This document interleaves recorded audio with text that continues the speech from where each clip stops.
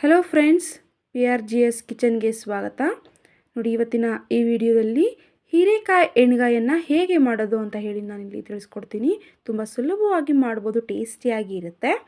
ನೋಡಿ, ಮೊದಲಿಗೆ ನಾನಿಲ್ಲಿ ಒಂದು 1/4 kg ಆಗೋಷ್ಟು ನಾನಿಲ್ಲಿ ಹೀರೆಕಾಯಿಯನ್ನು ನಾನಿಲ್ಲಿ ತೊಗೊಂಡಿದ್ದೀನಿ. ನೋಡಿ, ಈ ರೀತಿ ಮೇಲಿನ ಸಿಪ್ಪೆಯನ್ನು ಚೆನ್ನಾಗಿ ಬರೆದು ತೊಗೊಂಡಿದ್ದೀನಿ ನಾನಿಲ್ಲಿ ತೆಗೆದು.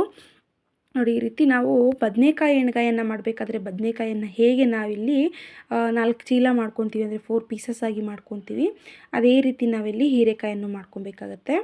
ನೋಡಿ, ಈ ರೀತಿ ನಾನು ಪೀಸಸ್ ಆಗಿ ಮಾಡ್ಕೊಳ್ತಾ ಇದ್ದೀನಿ.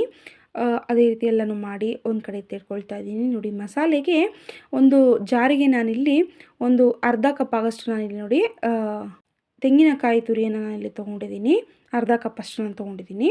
ಹಾಗೆ ಇದಕ್ಕೆ ಒಂದು ಅರ್ಧ ಈರುಳ್ಳಿಯನ್ನು ನಾನಿಲ್ಲಿ ಕಟ್ ಮಾಡಿ ತೊಗೊಂಡಿದ್ದೀನಿ. ಹಾಗೆ ಒಂದು ಬೆಳ್ಳುಳ್ಳಿಯನ್ನು ಬಿಡಿಸಿ ತೊಗೊಂಡಿದ್ದೀನಿ.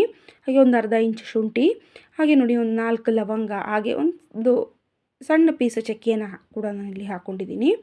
ನೋಡಿ, ಒಂದು ನೆಲ್ಲಿಕಾಯಿ ಗಾತ್ರ, ಅಂದರೆ ಸಣ್ಣ ನೆಲ್ಲಿಕಾಯಿ ಗಾತ್ರದಷ್ಟು ನಾನಿಲ್ಲಿ ಹುಣಸೆ ಹಣ್ಣು, ಹಾಗೆ ಒಂದು ಟೊಮೆಟೊನ ನಾನಿಲ್ಲಿ ಕಟ್ ಮಾಡಿ ಹಾಕ್ಕೊಂಡಿದ್ದೀನಿ. ಹಾಗೆ ಒಂದು ಅರ್ಧ ಹಿಡಿ ಆಗೋಷ್ಟು ಕೊತ್ತಂಬರಿ ಸೊಪ್ಪನ್ನು ಕೂಡ ಹಾಕ್ಕೊಂಡು ನೋಡಿ ಚೆನ್ನಾಗಿ ರುಬ್ಕೊಬೇಕಾಗತ್ತೆ.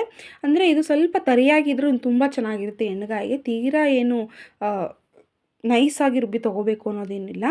ನೋಡಿ, ಇದಕ್ಕೆ ನಾನಿಲ್ಲಿ 1 ಟೇಬಲ್ ಸ್ಪೂನಷ್ಟು ನಾನಿಲ್ಲಿ ಧನಿಯಾ ಪೌಡರು, ಹಾಗೆ ಒಂದು 2 ಟೇಬಲ್ ಸ್ಪೂನಷ್ಟು ನಾನಿಲ್ಲಿ ಅಚ್ಚ ಖಾರದ ಪುಡಿಯನ್ನು ಹಾಕ್ಕೊಂಡಿದ್ದೀನಿ. ಹಾಗೆ ಒಂದು ಅರ್ಧ ಟೇಬಲ್ ಸ್ಪೂನ್ ಉಪ್ಪನ್ನು ಹಾಕಿ ನೋಡಿ ಮತ್ತೆ ನಾನಿಲ್ಲಿ ಚೆನ್ನಾಗಿ ರುಬ್ಕೊಂಡಿದ್ದೀನಿ.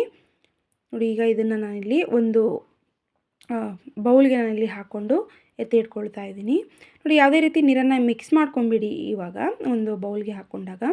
ಯಾಕೆ ಅಂತ ಹೇಳಿದ್ರೆ ನೋಡಿ, ಹೀರೆಕಾಯಿಗೆ ನಾನಿಲ್ಲಿ ಮ್ಯಾರಿನೇಟ್ ಆಗಲಿ ಅಂತಂದರೆ ಒಳಗಡೆ ಎಲ್ಲ ಹೀರೆಕಾಯಿ ಎಲ್ಲನೂ ಉಪ್ಪು ಖಾರ ಚೆನ್ನಾಗಿ ಹಿಡಿಬೇಕು ಅಂತ ಹೇಳಿ ಈ ರೀತಿ ಮಾಡ್ಕೊಳ್ಳಿ, ತುಂಬ ಚೆನ್ನಾಗಿ ಆಗುತ್ತೆ.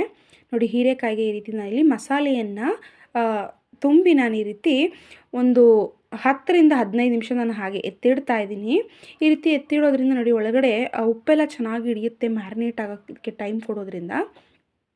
ನೋಡಿ, ಈ ರೀತಿ ಚೆನ್ನಾಗಿ ನಾನಿಲ್ಲಿ ಮ್ಯಾರಿನೇಟ್ ಆಗೋದಕ್ಕೆ ಬಿಟ್ಟು ನೋಡಿ, ನಂತರ ನಾನಿಲ್ಲಿ ಒಂದು ಪಾತ್ರೆಗೆ ನಾನಿಲ್ಲಿ ಒಂದು 4 ರಿಂದ 5 ಟೇಬಲ್ ಸ್ಪೂನ್ ಆಗೋಷ್ಟು ನಾನಿಲ್ಲಿ ಎಣ್ಣೆಯನ್ನು ಹಾಕ್ಕೊಳ್ತಾ ಇದ್ದೀನಿ.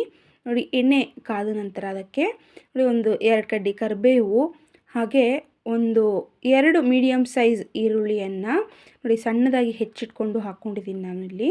ನೋಡಿ, ಈರುಳ್ಳಿ ಚೆನ್ನಾಗಿ ಫ್ರೈ ಆದಮೇಲೆ ಇದಕ್ಕೆ ಒಂದು ಅರ್ಧ ಟೇಬಲ್ ಸ್ಪೂನಷ್ಟು ನಾನಿಲ್ಲಿ ಅರಿಶಿನ ನಾನಿಲ್ಲಿ ಹಾಕ್ಕೊಳ್ತಾ ಇದ್ದೀನಿ. ನೋಡಿ, ಚೆನ್ನಾಗಿ ಅರಿಶಿನ ಹಾಕಿ ಮಿಕ್ಸ್ ಮಾಡ್ಕೊಬೇಕು.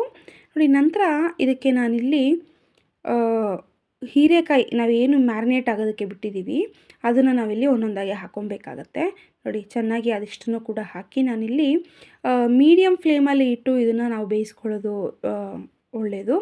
ಯಾಕಂತ ಹೇಳಿದ್ರೆ ಹೀರೆಕಾಯಿ ತುಂಬ ಎಳೆದಾಗಿರೋದ್ರಿಂದ ಹೈ ಫ್ಲೇಮಲ್ಲಿ ಇಡೋದ್ರಿಂದ ಬೇಗ ಸೀದೋಗೋ ಚಾನ್ಸಸ್ ತುಂಬ ಇರುತ್ತೆ. ಅದರಿಂದ ಸ್ವಲ್ಪ ಮೀಡಿಯಮ್ ಫ್ಲೇಮಲ್ಲಿ ಇಟ್ಟು ನೋಡಿ ನಾನಿಲ್ಲಿ ಒಂದು 5 ನಿಮಿಷ ನೋಡಿ ಈ ರೀತಿ ಬೇಯಿಸ್ಕೊಂಡಿರೋದ್ರಿಂದ ನೋಡಿ ಎಷ್ಟು ಚೆನ್ನಾಗಿ ಎಳೆಯ ಹೀರೆಕಾಯಿಗಿರೋದ್ರಿಂದ ಎಷ್ಟು ಚೆನ್ನಾಗಿ ಬೆಂದಿದೆ ಅಂತೇಳಿ. ಒಂದು 50% ಇಲ್ಲೇ ಚೆನ್ನಾಗಿ ಬೆಂದಿದೆ. ನೋಡಿ, ನಂತರ ಇದಕ್ಕೆ ನಾನಿಲ್ಲಿ ರುಬ್ಕೊಂಡಿರುವಂತಹ ಉಳಿದಂತಹ ಮಸಾಲೆಯನ್ನು ನಾನು ಇಲ್ಲಿ ಹಾಕ್ಕೊತಾ ಇದ್ದೀನಿ. ನೋಡಿ, ನೀರನ್ನು ಅಷ್ಟೇ ಧಾರಾಳವಾಗಿ ಹಾಕ್ಕೊಳ್ಳೋ ಅವಶ್ಯಕತೆ ಇಲ್ಲ, ಯಾಕಂದರೆ ಎಣ್ಗಾಯಿ ಸ್ವಲ್ಪ ಗೊಜ್ಜು ಸ್ವಲ್ಪ ಇರಬೇಕು ಅನ್ನೋದ್ರಿಂದ ನೀರು ನಿಮಗೆ ಎಷ್ಟು ಪ್ರಮಾಣದಲ್ಲಿ ಬೇಕೋ ಅಷ್ಟು ಪ್ರಮಾಣದಲ್ಲಿ ನೋಡಿ ಹಾಕ್ಕೊಳ್ಳಿ. ನೋಡಿ, ಮತ್ತೆ ನಾನಿಲ್ಲಿ ಒಂದು ಸ್ವಲ್ಪ ನೀರನ್ನು ನಾನಿಲ್ಲಿ ಸೇರಿಸ್ಕೊಳ್ತಾ ಇದ್ದೀನಿ. ಹಾಗೆ ಇದಕ್ಕೆ ಸ್ವಲ್ಪ ನೋಡಿ ರುಚಿಗೆ ತಕ್ಕಷ್ಟು ಉಪ್ಪನ್ನು ಸೇರಿಸ್ಕೊಳ್ಳಿ. ಈಗಾಗಲೇ ಮಸಾಲೆಯಲ್ಲೂ ಕೂಡ ನಾನಿಲ್ಲಿ ಒಂದು ಅರ್ಧ ಟೇಬಲ್ ಸ್ಪೂನಷ್ಟು ಉಪ್ಪನ್ನು ಸೇರಿಸಿ ರುಬ್ಕೊಂಡಿದ್ದೆ. ಆದ್ದರಿಂದ ಈಗಲೂ ಅಷ್ಟೇ ಸ್ವಲ್ಪ ಪ್ರಮಾಣದಲ್ಲಿ ಹಾಕ್ಕೊಂಡು ಬೇಯಿಸ್ಕೊಂಡಿದ್ದೀನಿ. ನೋಡಿ, ಒಂದು 10 ನಿಮಿಷಗಳ ಕಾಲ ಈ ರೀತಿ ಚೆನ್ನಾಗಿ ನಾನಿಲ್ಲಿ ಬೇಯಿಸ್ಕೊಂಡಿದ್ದೀನಿ. ನೋಡಿ, ಎಷ್ಟು ಚೆನ್ನಾಗಿ ಹೀರೆಕಾಯಿ ಎಲ್ಲ ಚೆನ್ನಾಗಿ ಬೆಂದಿದೆ, ಮಸಾಲೆನೂ ಕೂಡ ಚೆನ್ನಾಗಿ ಬೆಂದಿದೆ. ತುಂಬ ಸುಲಭವಾಗಿ ಮಾಡ್ಬೋದು, ಮಕ್ಕಳು ತುಂಬ ಇಷ್ಟಪಡ್ತಾರೆ.